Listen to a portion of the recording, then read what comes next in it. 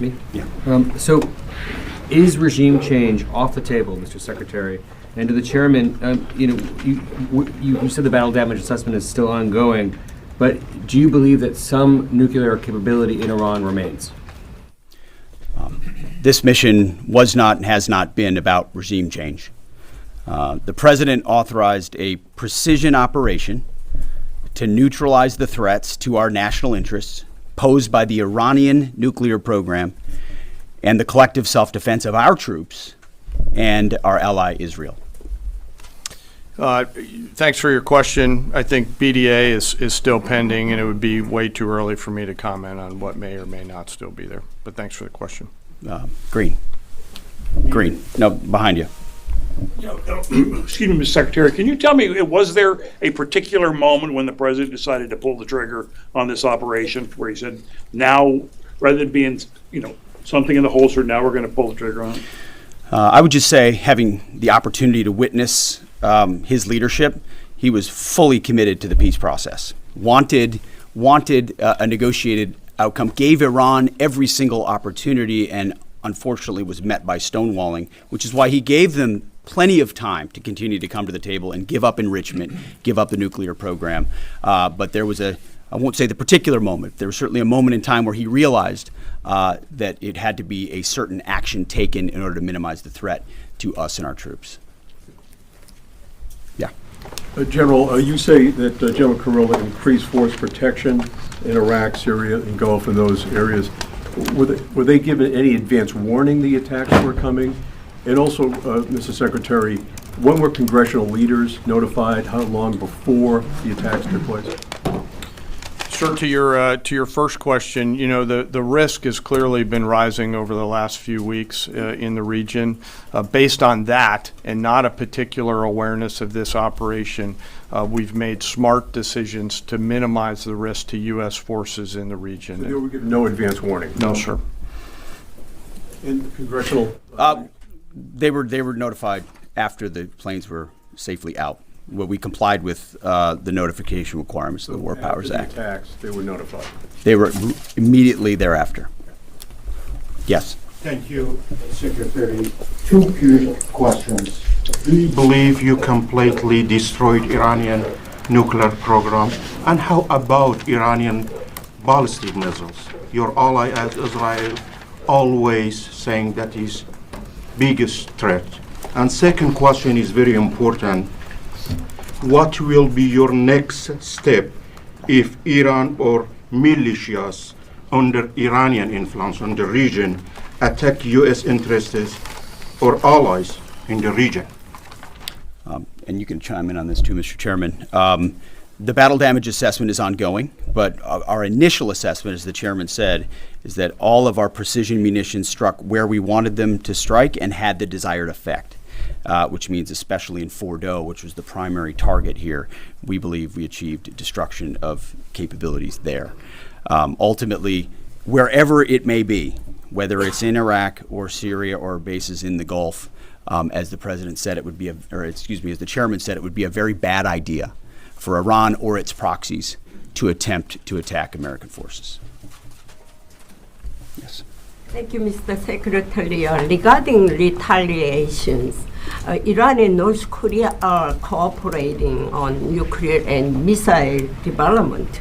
Do you think there is a possibility that Iran, North Korea, and the other forces, such as China, will join forces to retaliate against the United States? Well, unfortunately, because of the policies under the previous administration, we drove those countries together, and ultimately that creates a challenging environment.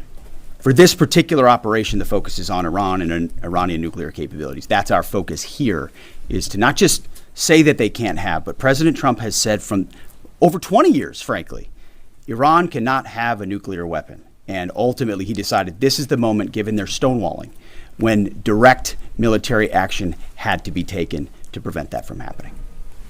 Yes. Thank you very much. General Caine, I understand OPSEC, I respect OPSEC. Can you say at all what security procedures are being taken to protect U.S. troops in Iraq and elsewhere in the Middle East? And Secretary Hegseth, as a global war on terrorism veteran, what do you say to veterans who may be concerned the U.S. is getting into another open-ended war in the Middle East over weapons of mass destruction? Thanks, sir, for the question. I won't comment on what force protection measures are being taken in the region. What I will say is we're being proactive and not reactive, and being very thoughtful about ensuring that we do all that we can to protect our forces out there. And I would just say, as the president has directed and made clear, this is most certainly not open-ended.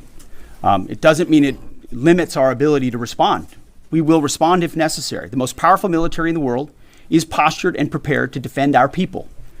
But what the president gave us, as I said, was a focused, powerful, and clear mission on the destruction of Iranian nuclear capabilities. Those were the targets. That's what was struck. That's what was overwhelming. That's what was overwhelming. That's what the Iranian regime needs to understand, as the president put out last night. He wants peace. There needs to be a negotiated settlement here. We ultimately demonstrated that Iran cannot have a nuclear capability. That is a very clear mission set on this operation. Yes, hold on. Yes, right there. Thank you, Mr. Secretary. Question for the Secretary and the Chairman. How was this strike coordinated with the Israelis on a strategic level, militarily, and on a tactical level? Was there any direct Israeli military participation in this operation? Well, I would say certainly Israel had an incredible military success, especially at the beginning and ongoing, in degrading Iranian capabilities, in degrading Iranian launchers, MRBMs. It's been incredible to watch what our ally Israel has been able to do. And there certainly have been conversations. I mean, General Kurilla at CENTCOM has worked closely in the defense of Israel for many years. And part of this operation was the defense of Israel and the ongoing defense of Israel. But as it pertains to this strike, this was U.S. operated and U.S. led. We took advantage of some of the preparatory work that's been done over the past week and a half in terms of axis of approach. I won't get into the particulars, but as the Secretary said, it was a U.S. strike. We made sure we were not in the same piece of airspace and sky. Aside from that, that was the extent of it. We'll take a couple more. Yeah, right there. Question to the Secretary first. Are you concerned whatsoever now about the reaction from U.S. allies given the strike, particularly those in the Gulf? And to the Chairman, if I may, I understand you don't want to speak to specific assets and force protection measures, but do you anticipate at least having to bring in any further assets from other theaters to aid in force protection over the coming days? We certainly understand the challenges of allies in the region, and we have been respectful and in working in collaboration with them as it pertains to basing and sensitivities there. Ultimately, they've got a lot of assets and people in those locations also where American troops are co-located. So that's a consideration of ours. We've been in close consultation with them, and we appreciate the support that we have got. Thanks for the question on sort of the global picture. And as you know, that's one of my jobs, is to look globally at the entire range of challenges. We are always carefully considering our force posture around the world and then offering options to the Secretary and to the President. I won't comment on any future things, but the American people should know that we carefully consider those moves around the world and try to modulate as needed our force structure in the region. Absolutely. Yeah, right here. Thank you. What communications are being sent to the Iranians right now, and is there any possibility of diplomacy now or in the coming days? I can only confirm that there are both public and private messages being directly delivered to the Iranians in multiple channels, giving them every opportunity to come to the table. They understand precisely what the American position is, precisely what steps they can take to allow for peace, and we hope they do so. Yes. The president may not want an open-ended conflict. The Iranians may disagree. Are you prepared for a protracted war? Well, anything can happen in conflict. We acknowledge that. But the scope of this was intentionally limited. That's the message that we're sending. With the capabilities of the American military, nearly unlimited. So Iran, in that sense, has a choice. But we've made it very clear to them, this is nuclear sites, this is nuclear capabilities, this is the line that the president set, and we set that back. Now is the time to come forward for peace. But I think one of the takeaways from this as well is the unprecedented level of ongoing cooperation. I can't speak highly enough of the chairman and his staff and General Kurilla in CENTCOM, what they've done to look around the corner, to pre-position, to understand how an operation like this comes together.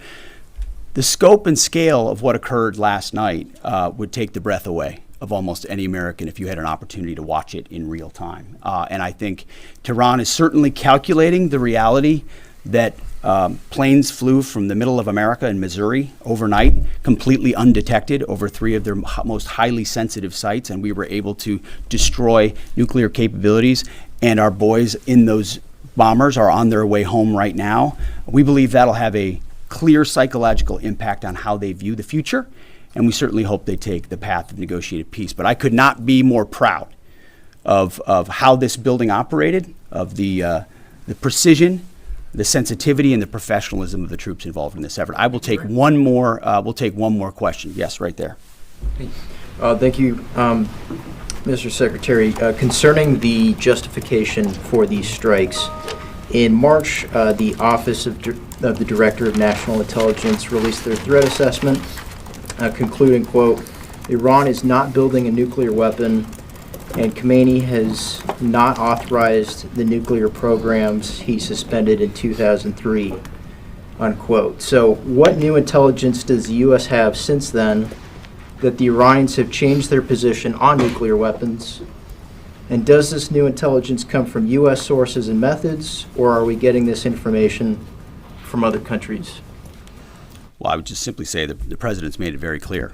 He's looked at all of this, all of the intelligence, all of the information, and come to the conclusion that the Iranian nuclear program is a threat, and was willing to take this precision operation to neutralize that threat in order to advance American national interests, reduce the Iranian nuclear program, and obviously collective self-defense of ourselves and our allies. So he looked at all of it, understood the nature of the threat, and took bold action I think the American people would expect in a commander-in-chief. That's all we've got. Thank you very much. Appreciate it, Mr. Chairman. Thank you. Mr. Chairman, do you have any of the WC-135s up to check for radioactive material in the atmosphere?